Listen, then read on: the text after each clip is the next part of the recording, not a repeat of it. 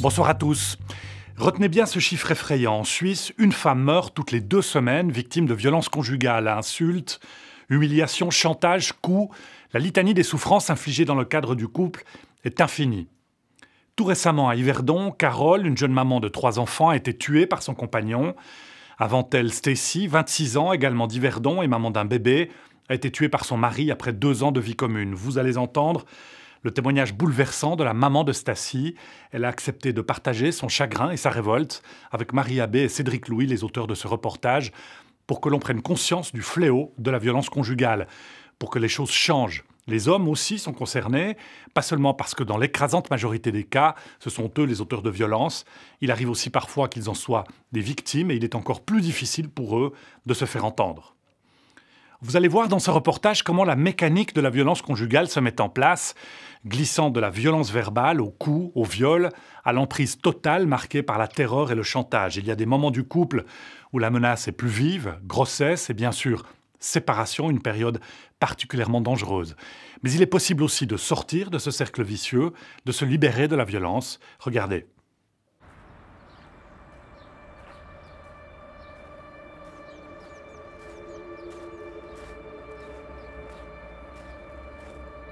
Elle me disait souvent, j'aimerais une maison avec un jardin zen. Quand elle est partie, je me suis dit,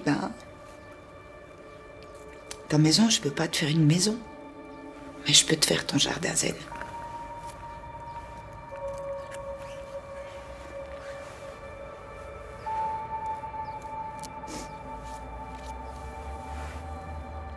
Le compagnon de ma fille était vraiment quelqu'un sympathique, d'agréable. Jamais on n'aurait pu penser qu'il pourrait faire du mal, même à un animal ou à qui que ce soit.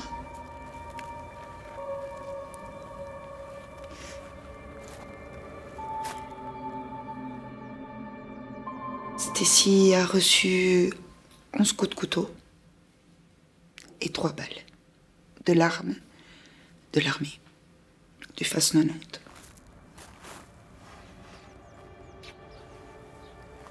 Ensuite, à 22h, il a pris l'arme.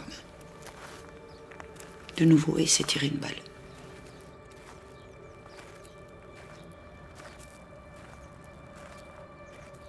Il faut que ça s'arrête. Il faut que cette violence s'arrête.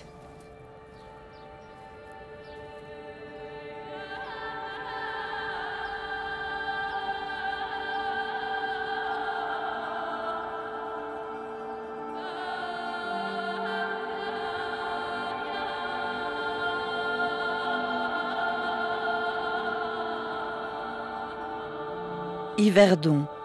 3 ans après le drame, Mallory a décidé pour la première fois de témoigner.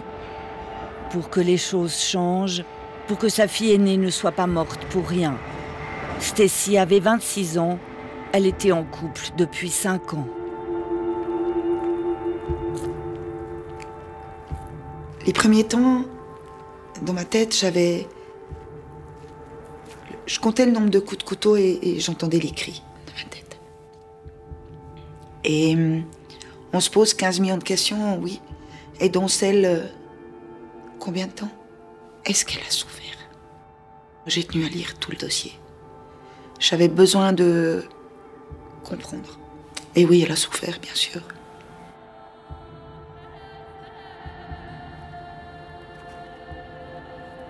Ça a fait basculer une famille complète.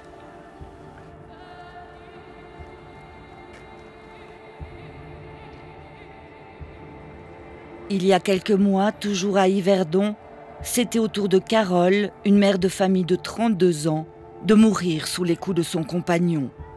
Elle laisse des jumeaux de 8 ans et un petit garçon de 3 ans.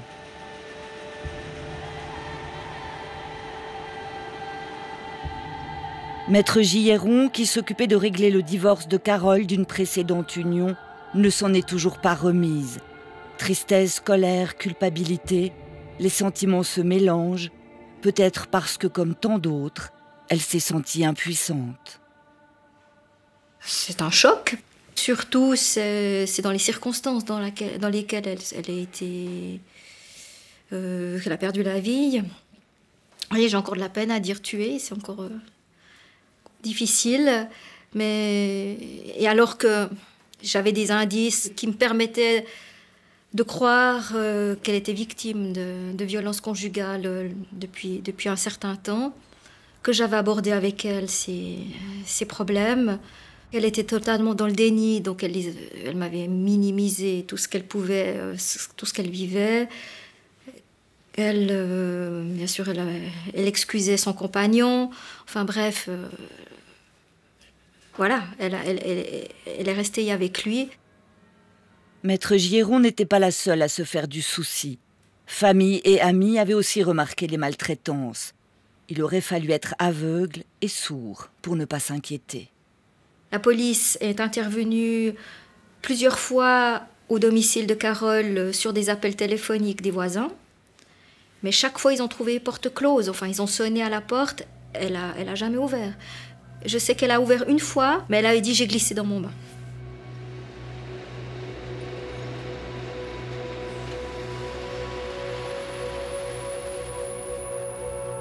Les statistiques sont impitoyables. En Suisse, toutes les 2 semaines, une femme est tuée par son partenaire. Aujourd'hui, une femme est donc plus en danger chez elle que dans la rue. Reste cette éternelle question, pourquoi ? Pourquoi certaines ont-elles, parfois pendant des années, accepté l'inacceptable ? Pourquoi ne sont-elles pas parties plus tôt ? La raison principale pour laquelle les gens ne partent pas, c'est ce qu'on appelle la relation d'emprise. C'est ce qui fait que déjà dans un premier temps, les victimes ne se rendent pas compte de ce qui leur est fait. Elles souffrent, mais elles ne comprennent pas pourquoi. Pour cette psychiatre, auteure d'un livre sur la question, il est essentiel de comprendre ces mécanismes qui permettent à la violence de s'installer et surtout de perdurer.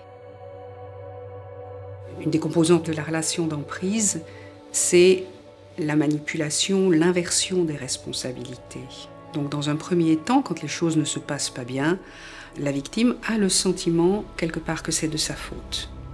Donc sa première réaction va être d'essayer de corriger son propre comportement.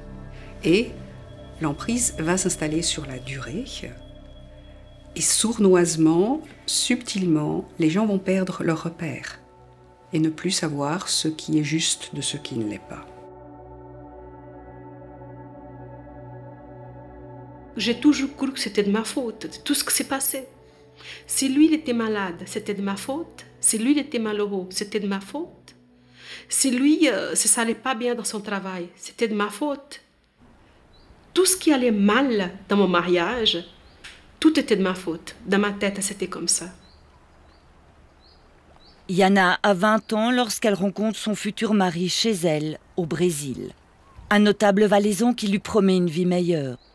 La jeune femme, qui a grandi dans la rue entre misère et maltraitance, veut croire au conte de fées. C'était le prince charmant, je dirais même mon sauveur, parce que c'est lui.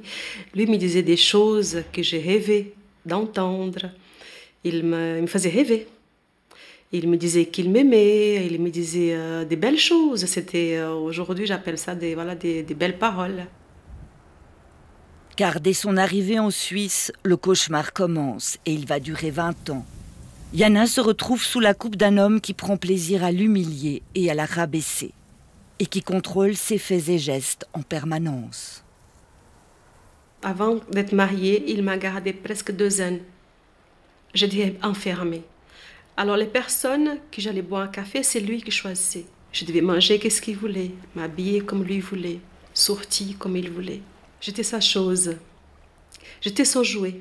Il avait besoin de vivre en écrasant quelqu'un. Et moi, j'étais vraiment la proie idéale.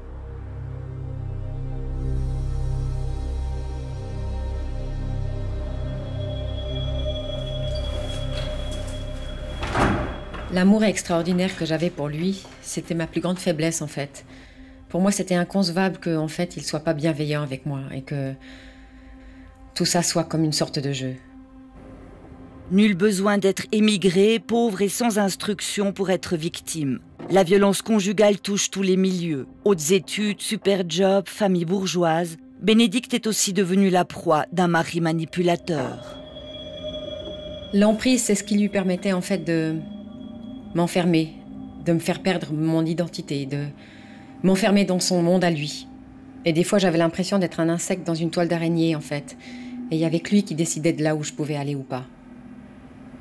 Pour mieux tisser sa toile, toujours la même méthode. L'auteur doit d'abord isoler sa proie, de manière à devenir sa seule référence, son unique repère.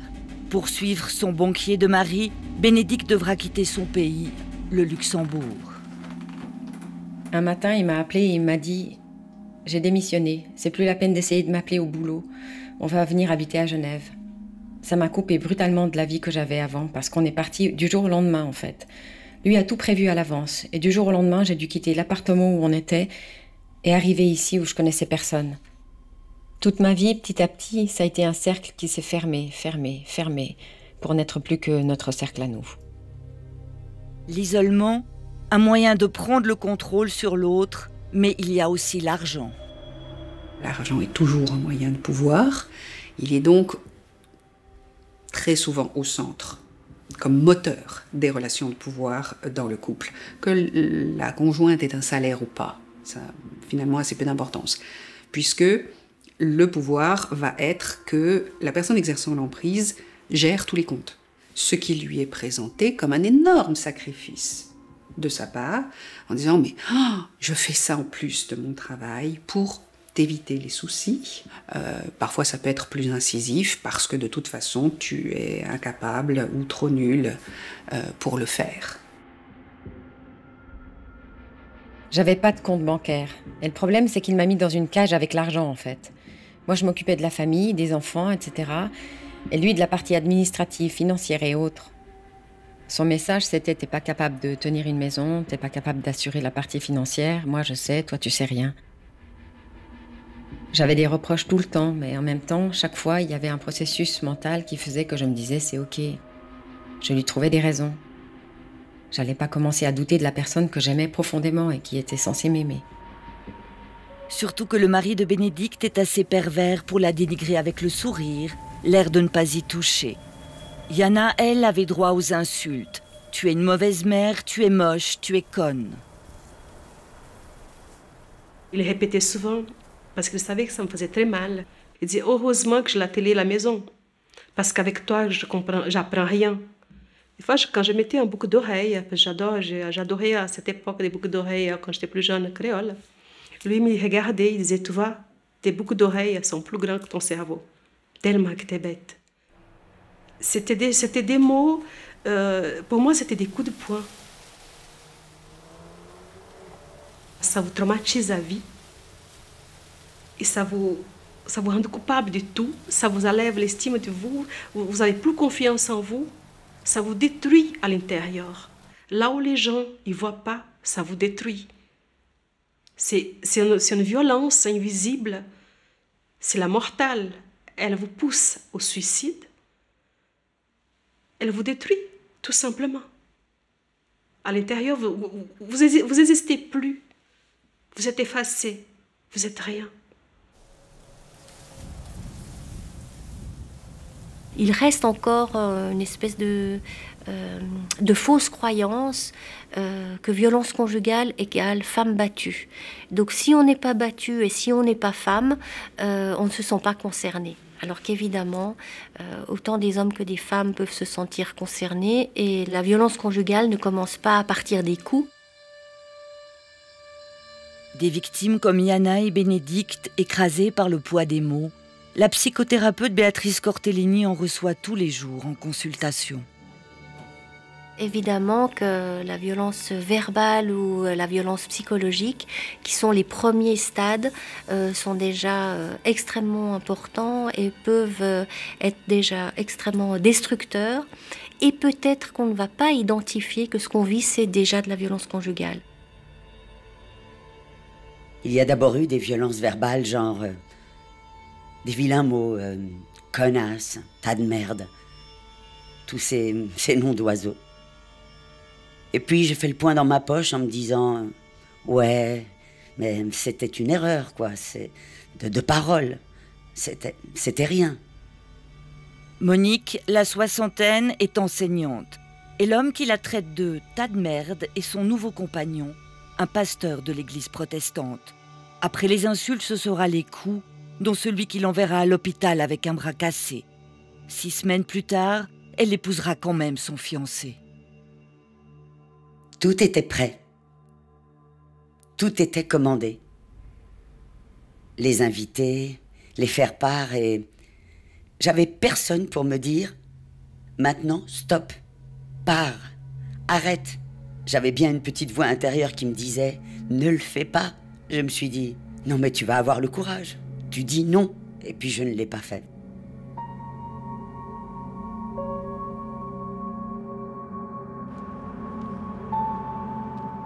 Une fois marié, le pasteur continuera de la frapper.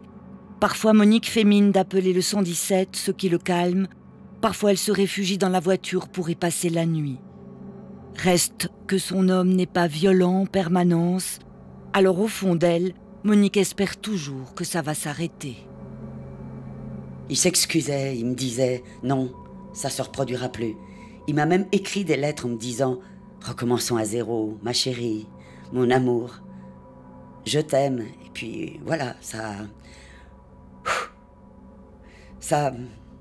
efface des tas de choses, même les pires. Cette ambivalence est typique de ce que les spécialistes appellent le cycle de la violence. Après les tensions, les coups, les « c'est pas ma faute, tu m'as énervé », vient le temps des promesses, des plus jamais. Cette phase qui va suivre, c'est ce qu'on appelle la phase de lune de miel, où en fait on y croit, on se refixe à quelque part des nouveaux objectifs, et puis tôt ou tard, des nouveaux conflits vont apparaître, et les phases vont peut-être s'accélérer, et les violences peuvent aussi à ce moment-là s'aggraver. C'est pour ça qu'à un moment donné, on parle plutôt de spirale de la violence, parce que ça va être toujours plus rapide et toujours plus fréquent, et voire même les phases vont être toujours plus courtes. Parfois, il n'y aura même plus de phase de lune de miel. Plusieurs fois, il s'est assis au salon, dans le fauteuil. Il a mis ses mains sur son visage. Presque en sanglotant, il a dit « Faut que j'arrête, faut que j'arrête. Tu vas te retrouver au cimetière ou à l'hôpital, et moi à Chandolon. »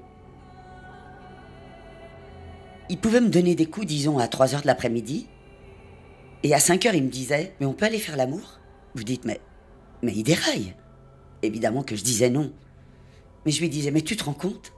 Il y a quelques heures, tu me tapais dessus. » Et puis c'est tout. Et puis après, on passait à un état de vie normal. Et ça endort, ça anesthésie. Anesthésier l'autre, c'est bien l'effet recherché. La violence conjugale a ceci de particulier que l'auteur ne perd pas le contrôle. Au contraire, il le prend.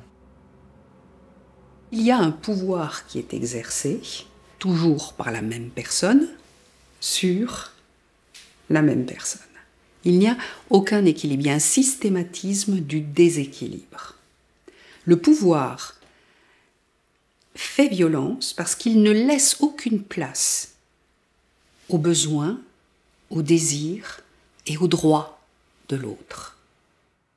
Un déséquilibre qui peut aussi s'exprimer jusque dans la sphère la plus intime d'un couple. Il me disait souvent, les femmes, elles sont là, juste pour lever les jambes, c'est tout. Et toi, t'es là pour ça aussi. Quand j'allais au lit avec mon mari, j'avais des larmes qui coulaient. Il lui dit, qu'est-ce que toi? Je dis rien. Je devais faire mon travail de femme. C'était comme ça pendant des années, que je sois malade ou pas. Plus tard que j'ai su que c'était un viol.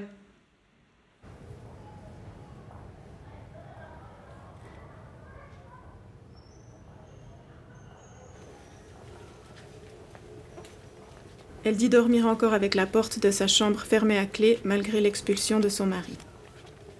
Il a continué à la frapper à la tête en lui disant qu'elle l'avait cherchée et qu'elle n'avait qu'à la boucler. Le lendemain, son compagnon lui a demandé si elle faisait toujours la gueule. Madame J relate que depuis son mariage, à la demande de son mari, elle se soumet à des sodomies.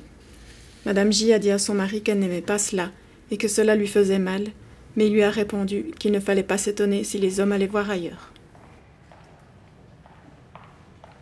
Il y a encore un grand nombre qui ignorent que le viol conjugal, c'est bien un délit, c'est quelque chose qui existe, qui est condamnable. Et puis, nombreuses sont les victimes qui ne vont pas nous en parler. Alors ça, clairement, on va devoir leur poser la question, parce que certaines voient ça encore comme un devoir conjugal. Donc c'est pas évident à mettre en lumière ces éléments de contrainte. C'est ici, à l'unité de médecine des violences du CHUV, que travaille Valérie Azal. Un service unique en son genre, car on n'y soigne pas les blessures, on les documente. Le job de cette infirmière, rédiger un constat médico-légal suite à une agression. Un constat utile aux victimes, par exemple en cas de procédure pénale ou civile, ou juste pour leur permettre de se rappeler qu'elles n'ont pas rêvé. Dans les cas de violence conjugale, l'infirmière prend aussi en compte les maltraitances du passé. On va faire des photographies, on va décrire les lésions, mais on va aussi explorer, investiguer les autres types de violences, que ce soit psychologiques, sexuelles, financières. Et on va aussi aider le patient ou la patiente à les mettre en mots et à pouvoir finalement les formuler de façon à pouvoir être utilisés en justice pour se défendre. Son compagnon, qui tenait leur enfant dans ses bras, l'a saisie et tirée par les cheveux, l'a frappée d'un coup de poing sur la tête puis l'a poussée. Madame a chuté sur le dos au sol. Là, son compagnon l'a frappée de 2 ou 3 coups de pied au membre inférieur. Quand son compagnon la frappait alors qu'elle était enceinte, il lui disait qu'il voulait qu'elle perde le bébé. Son compagnon lui a reproché... En tant que telle, la violence conjugale n'existe pas dans le code pénal. Valérie Azal s'applique donc à mettre en mots des comportements qui sont des infractions. Injures, gifles, coups de poing, menaces de mort, contraintes, etc. Un job qui requiert des compétences particulières et de l'empathie. Quand on discute avec les victimes, elles consultent très rarement, je dirais, pour la première gifle. Les violences, y compris physiques, durent depuis très longtemps, de nombreuses années. Ce n'est pas le premier épisode. Il faut prendre le temps, il faut accueillir le patient et il faut être capable de l'entendre. Et pour l'entendre, il faut avoir été formé. Être prêt à entendre des récits qui sont, je dirais, quotidiennement difficiles. Il s'agit aussi d'être très attentif à certaines périodes stressantes dans la vie d'un couple, périodes qui favorisent le recours à la violence physique. On estime que pour 40% des femmes battues, les maltraitances ont commencé lorsqu'elles étaient enceintes. La grossesse est une période particulière où il va y avoir un changement, disons, dans les relations. Mais il y a d'autres périodes qui peuvent être aussi plus à risque. Ça peut être la naissance d'un enfant, mais surtout la séparation, quand la séparation est annoncée. Ça, c'est une période dangereuse. Les morts par violence conjugale, c'est souvent dans les moments de souhait de séparation. C'est un moment extrêmement délicat. Quand une personne dit « écoute, là, moi, j'en peux plus, je pars », elle n'est pas à l'abri, il faut faire très attention. Et s'il y a des personnes qui nous appellent ici, qui nous téléphonent en nous disant « voilà, j'ai le projet de partir, est-ce que je peux venir ?» Eh bien, on organise ce départ et on la rend très attentive à ce danger-là. À Lausanne, le centre Malais-Prairie est l'un de ces foyers qui accueillent 24 heures sur 24 des femmes qui ne savent pas où aller, faute de moyens financiers ou de proches sur lesquels compter. Mais pour sa directrice, accompagner le départ et héberger, ce n'est qu'une étape. Encore faut-il offrir aux victimes un véritable soutien thérapeutique. Les femmes qui arrivent au centre d'accueil ont un besoin très important d'être en sécurité, de pouvoir dormir, manger en sécurité, de ne plus vivre dans une peur constante, une terreur même de mort. Pour en avoir vu souvent arriver dans l'entrée, je dois dire que c'est l'état de choc qui domine. Des états de sidération, où, ouais, vraiment sans voix. Elles souffrent de stress post-traumatique et il faut le prendre en compte dans la prise en charge. Quand on commence à les aider à comprendre le cycle de la violence, de comprendre quels sont leurs droits, qu'elles en ont et qu'il y a des avocats qui peuvent les défendre, eh bien elles recommencent à penser et à faire des projets et de faire des choix. Seul, c'est impossible qu'on s'en sort. S'il n'y avait pas l'association qui était là derrière, c'est possible que je serais peut-être morte ou lui mort. Bonjour, merci.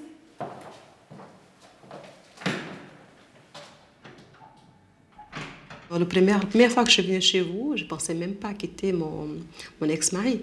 Parce qu'il m'a fallu quand même venir plusieurs fois pour comprendre qu'est-ce que j'ai vécu.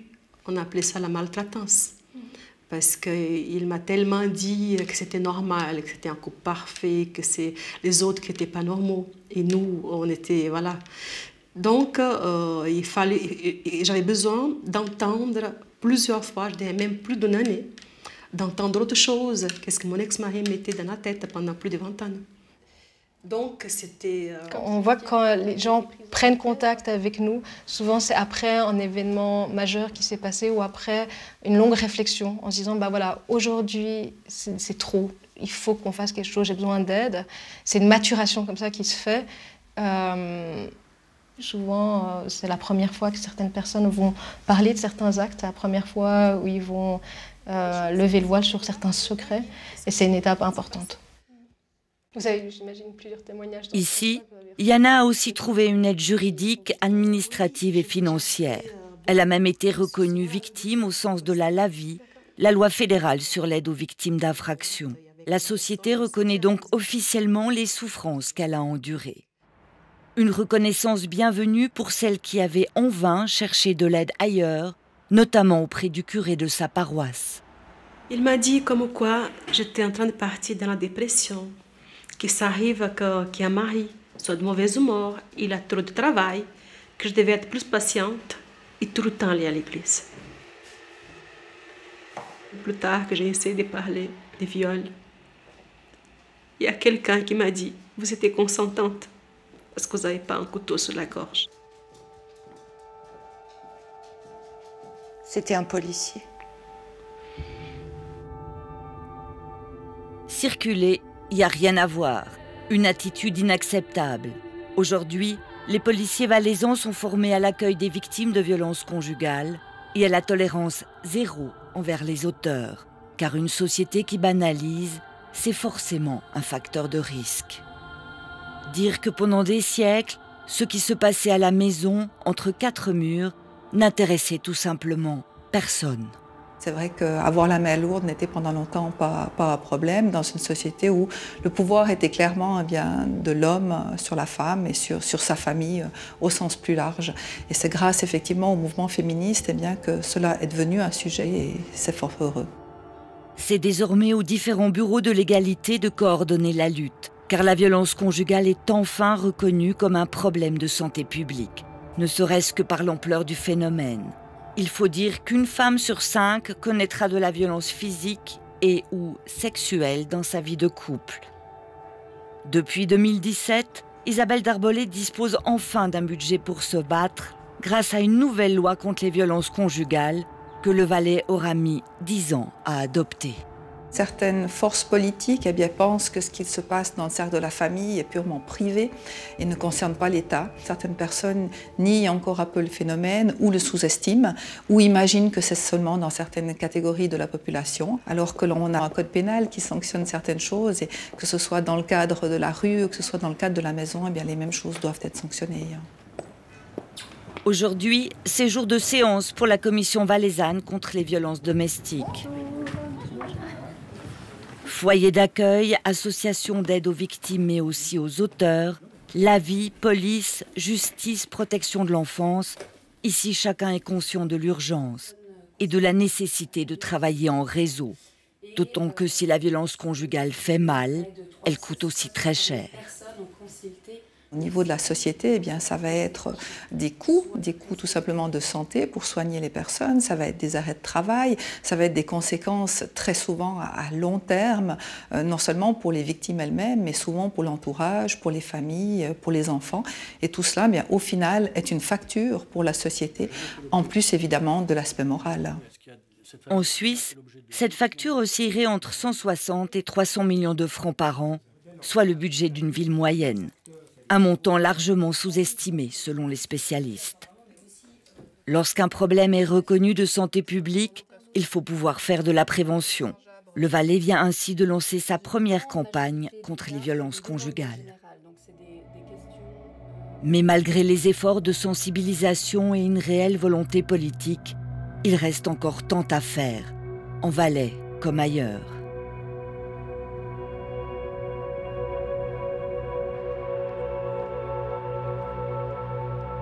Sentiment de honte, culpabilité, peur, il est toujours difficile de rompre le silence. Mais quand on est un homme victime, sortir de l'ombre, c'est presque mission impossible. Rémi, cadre dans le tertiaire et père de famille, a vécu l'enfer sans jamais oser en parler. J'ai jamais porté plainte. De toute façon, là, je pense pas que j'aurais été compris, ni écouté, ni entendu par la police. Je m'imaginais y aller, je m'imaginais les gendarmes ricaner. Ça me freinait. Enfin, j'avais pas du tout envie. C'était pas du tout une option que j'envisageais. Et pourtant, que la victime soit une femme ou un homme, les mécanismes de la violence sont les mêmes, tout comme les stratégies pour prendre le pouvoir. Rémi a vécu sous l'emprise d'une compagne qui ne se prive pas de l'insulter. Connard, pédé, enculé, fils de pute, pauvre type. Enfin, toutes les insultes possibles et imaginables. C'était l'objectif d'ailleurs, c'était de dénigrer, de m'affaiblir, enfin de me maîtriser en quelque sorte. On commence par vous isoler de vos amis. Ils sont tous cons. Chaque fois que vous avez une sortie, vous savez qu'en rentrant, vous allez avoir environ 3 ou 4 jours de dispute. Donc vous finissez par refuser tous les repas. Donc finalement, vous restez cloisonné chez vous. Isolé.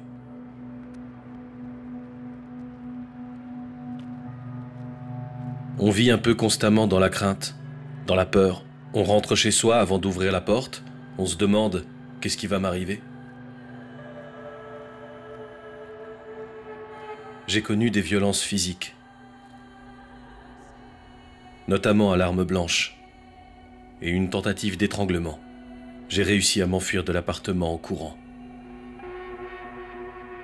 Face à cette violence, et parce qu'il est un homme, Rémi se sent doublement pris au piège. J'avais peur de la repousser, ou de me défendre et qu'elle tombe.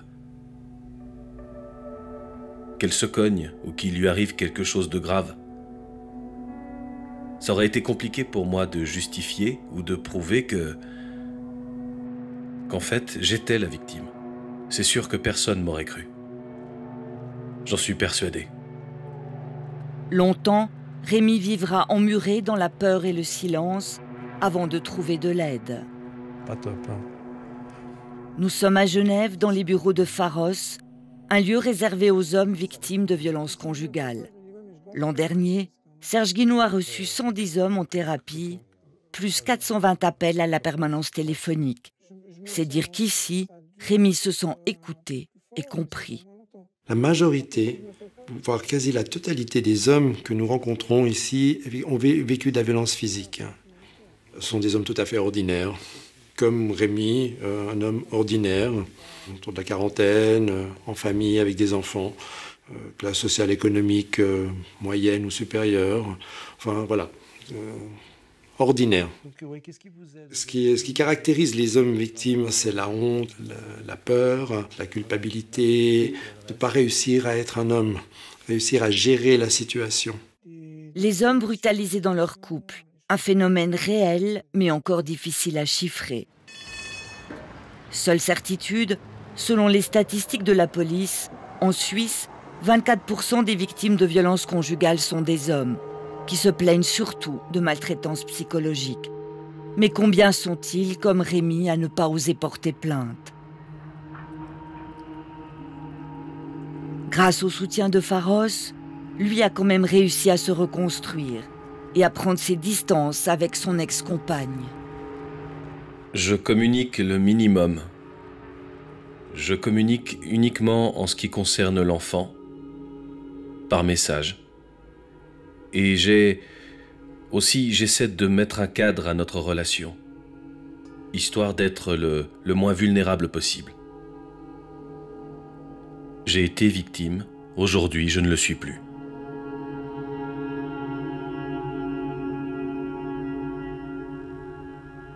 Salope, alors salope, pas le courage de répondre.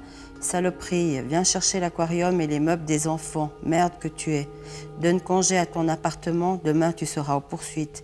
Et je suis certain que tu ignores pourquoi. Va te faire foutre, ciao la merde. Tu es trop conne, pauvre merde, sous-merde.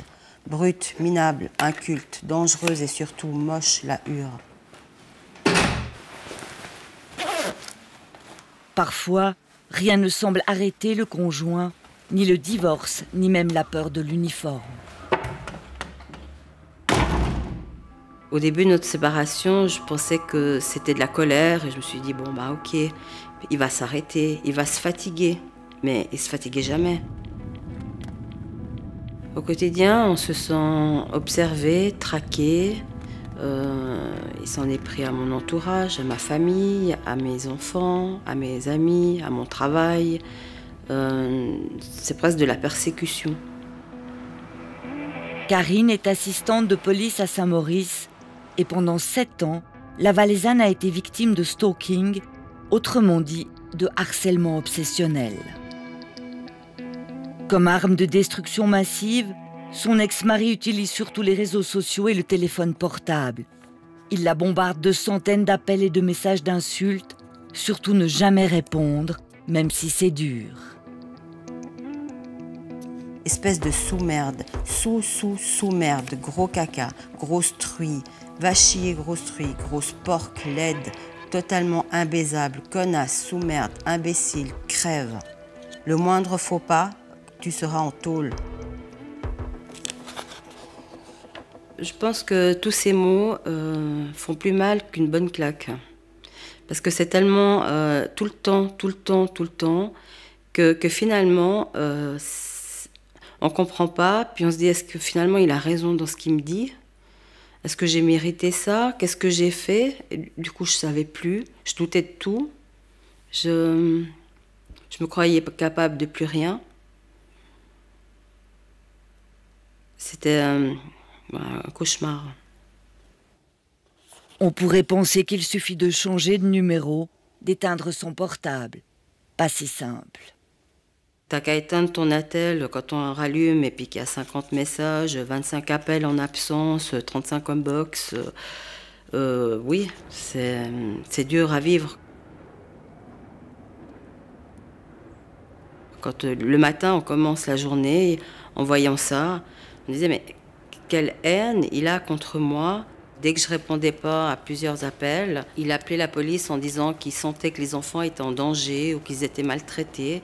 Donc eux, ils étaient obligés de venir contrôler et ils arrivaient chez moi. Et moi, j'étais très mal à l'aise vis-à-vis de mes collègues.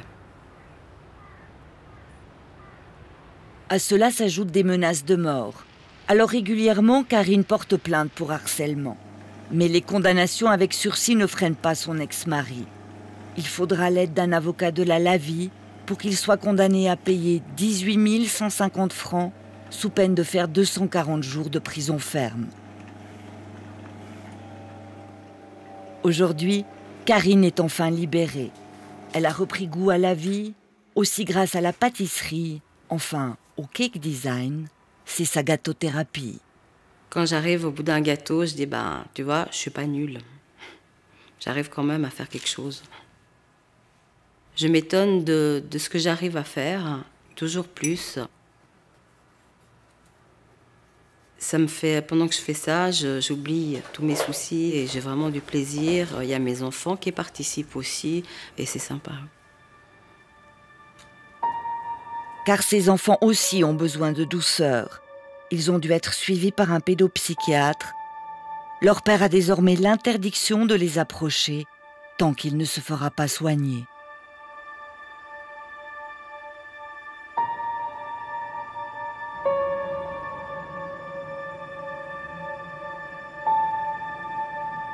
Retour à Malais-Prairie.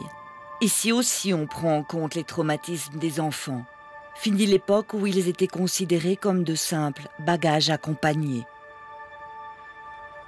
Les spécialistes les traitent désormais comme des victimes à part entière, une réalité que certaines mamans préfèrent encore occulter. Très très souvent, on entend « mais il dormait ». Il était dans son lit, il était dans la chambre, il n'a pas vu. Alors que quand on parle avec les enfants, ils disent « mais oui, j'étais dans la chambre, mais je me cachais sous la couette, tellement j'avais peur. » Et puis ça recommençait tout le temps, et il ne s'arrêtait pas. Donc maintenant, on s'est rendu compte que les enfants, ils sont toujours victimes aussi. Même s'ils n'ont pas eux-mêmes été frappés, ils sont reconnus victimes psychologiquement, ça c'est certain. Mais certains minimisent pourtant encore cette souffrance. Victime d'un mari manipulateur qui l'a tenue en cage, Bénédicte s'est sortie de cette relation toxique. Elle se bat aujourd'hui pour ses filles, pour que la société reconnaisse les effets dévastateurs de la maltraitance psychologique. Ça fait partie des dommages collatéraux, on va dire, parce qu'à la base, je suis la proie. Mais au final, nos enfants deviennent des victimes, avec une emprise presque encore plus forte. Et parce qu'il y a le côté « c'est mon père ». Je sais en plus qu'aujourd'hui elles sont marquées au fer rouge, et c'est ça mon angoisse en fait, que demain elles soient attirées par un homme qui se comporte comme ça avec elles. Parce que finalement, même si elles en ont souffert, elles retombent dans ce schéma-là, parce qu'elles connaissent. Bénédicte a bien raison de s'inquiéter, car le risque est réel. Souvent, on peut repérer dans la vie des victimes, comme des auteurs, que dans l'enfance, il y a eu un contexte de violence et qu'ils ont appris ce comportement, soit de victimes, de se mettre en retrait, soit d'auteurs et de terroriser tout le monde. Donc, on va vraiment les accompagner pour leur permettre de retrouver leur vie d'enfant et de comprendre que c'est pas normal ce qui s'est passé, que c'est inadmissible et que dans leur vie d'adulte, ça soit intégré, qu'ils aient compris que c'était pas normal et qu'ils recommencent pas ce cycle-là. Mais pour aider les victimes et stopper le cercle infernal, il faut aussi prendre en charge les auteurs. À Malais-Prairie, c'est ce que l'on fait depuis bientôt 3 ans. On est convaincu que la violence conjugale doit être prise en charge d'une manière globale, intégrée. Et que d'aider les victimes, c'est essentiel, qu'elles soient en sécurité, c'est essentiel, mais qu'il y ait un accompagnement des auteurs de violences sur la prise de conscience que leur comportement n'est pas normal et qu'il y a une possibilité de le modifier et qu'il y a un travail à faire avec eux, de les accompagner d'une manière tout à fait professionnelle. Aujourd'hui, seuls les auteurs expulsés du domicile conjugal doivent se soumettre au minimum à un entretien avec un thérapeute. Enfin, et encore, cela dépend des cantons. Mais qu'en est-il des autres, de tous les autres, de ceux qui, comme l'ex-mari de Monique, ne voient pas le problème? Un pasteur, ça peut être que gentil. Ça peut pas être violent. Aujourd'hui, il n'a toujours pas admis les faits. C'était moi la méchante, c'était moi la malade mentale, psychiatriquement atteinte. Il dit qu'il n'est pas coupable, donc il est toujours dans le déni. Le pasteur a pourtant été reconnu coupable par la justice et n'a pas fait recours. Il a été condamné à une peine pécuniaire de 60 jours amende pour injure et lésions corporelles simples. Le juste prix pour tant de souffrance ? Il s'en est bien sorti. Mais c'est pas ce qui importe. Ce qui importe, c'était le principe qu'il soit condamné et que ma souffrance que j'ai vécue, les actes de violence soient reconnus. La condamnation, une étape importante mais qui n'efface pas tout. Divorcée depuis 2 ans, Monique est encore fragile. S'engager pour la cause des femmes, c'est sa manière à elle de se reconstruire.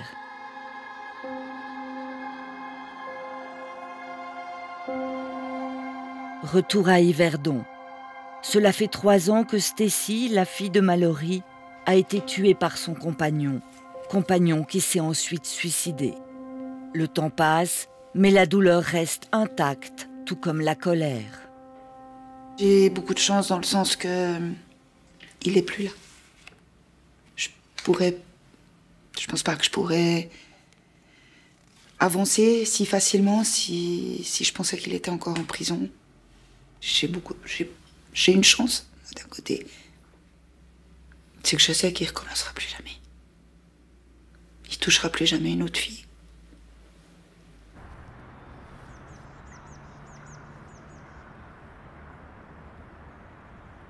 J'étais choquée, fâchée, bouleversée, parce que quand vous lisez les rapports et que tout le monde dit la même chose, ce soir-là, on a entendu des cris, des meubles se déplacer, des coups de feu. Et quand la police demande à ces 4 personnes, 4 locataires, mais pourquoi vous nous avez pas téléphoné? Pourquoi vous n'avez rien fait? Les 4 personnes ont répondu que c'était pas leur problème. Voilà.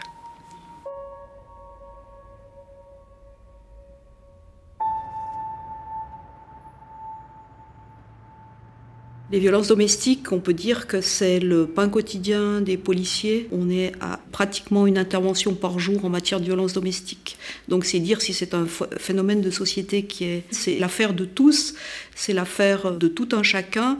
Et le message de prévention, c'est de dire mieux vaut un appel de trop qu'un appel de pas assez. Donc encore une fois, on arrive à la tolérance zéro dans ce domaine-là. C'est dès qu'on a un soupçon de violence domestique, si on hésite, mieux vaut appeler que de ne pas le faire.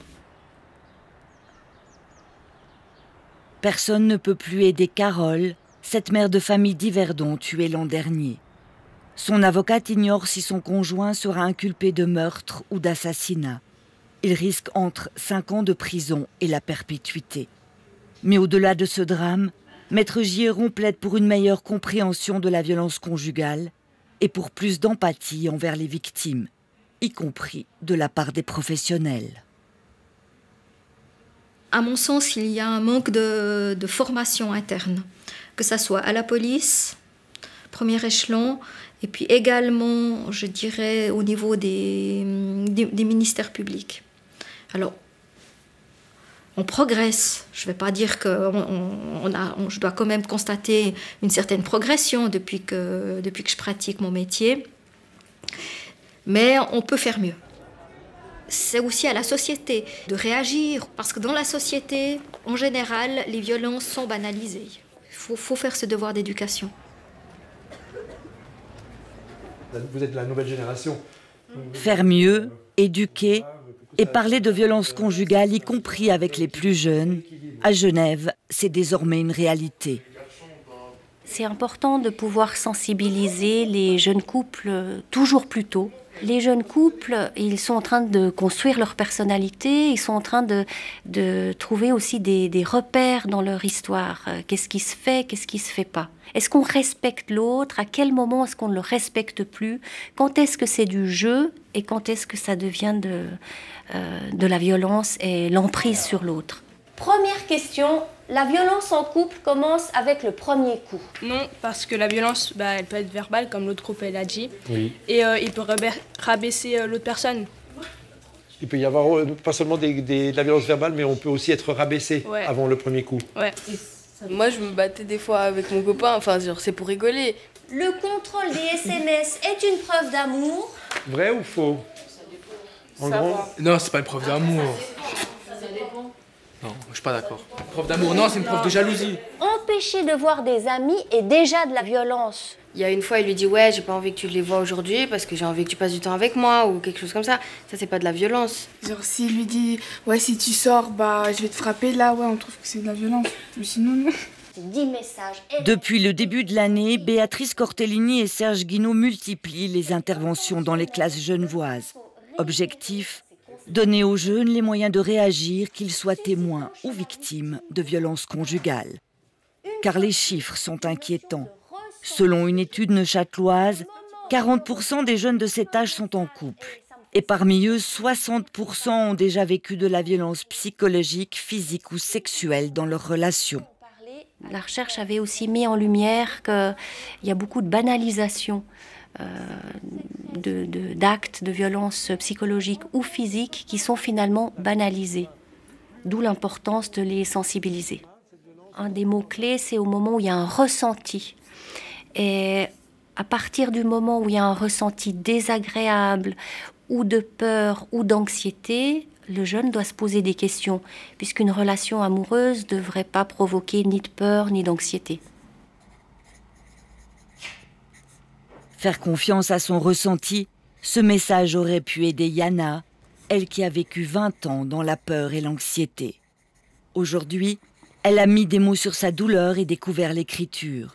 Elle a aussi fondé une association d'aide aux victimes de violences conjugales. Malgré les séquelles et les difficultés financières, Yana est désormais une femme debout. Je suis libre comme l'eau qui coule dans un ruisseau, libre comme un aigle hors d'une cage, dans un monde où certains n'ont pas compris la douleur d'une vie.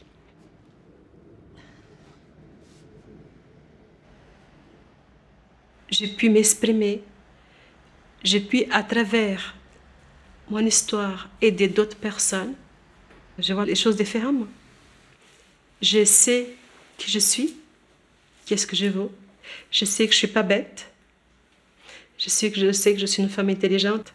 Je suis fière de moi parce que avant, je n'étais pas effacée, j'étais morte.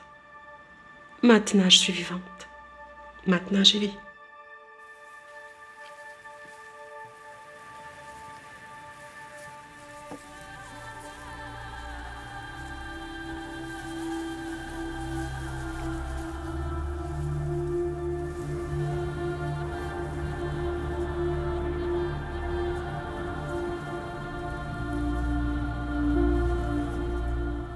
Alors, dans quelle mesure le fléau de la violence conjugale est-il une affaire d'éducation des jeunes hommes et des jeunes femmes? Est-ce que les comportements au sein des couples sont en train de changer vers plus de violence, moins de respect? Pour poursuivre la réflexion sur la violence conjugale, nous vous proposerons à la veille de la grève des femmes, le 14 juin prochain, une enquête sur le retour du machisme, en particulier chez les adolescents. Et puis, l'anniversaire de Temps Présent approche, notre 50e. À cette occasion, ne manquez pas le programme du festival Vision du Réel qui démarre dès ce soir à Nyon et à Gland pour 9 jours. Ce beau festival fête également son demi-siècle et diffusera en salle plusieurs anciens reportages de Temps Présent, parmi une riche programmation. Excellente soirée à vous tous, très belle semaine et à bientôt.